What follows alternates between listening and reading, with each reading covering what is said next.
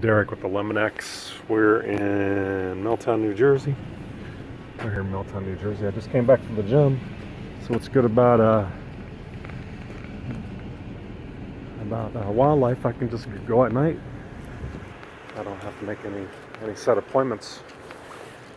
I can just check the traps anytime. And our gym, I heard that our local gym is going to be open 24 hours.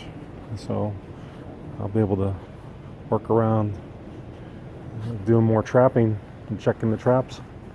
That'll be like fit my schedule really well, because it's really killing me to try to fit it in with my workload and doing my homework, doing my paperwork.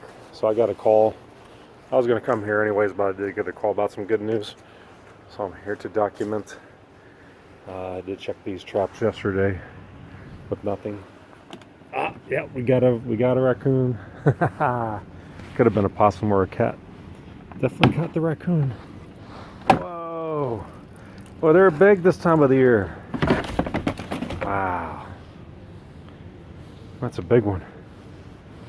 So I'm going to put it in my truck, and then I'm going to go release it. There's a place. But look, he's wide awake.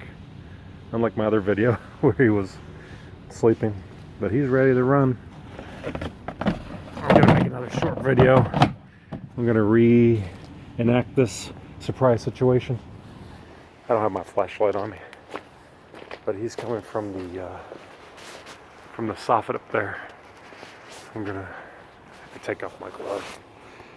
You can see the soffit right there where it chewed in. If I had my flashlight right in that corner, he chewed right in there, and you can see the insulation coming down. I'm going to take this guy away. We're going to continue to trap. Let's see if this one's food's still in there.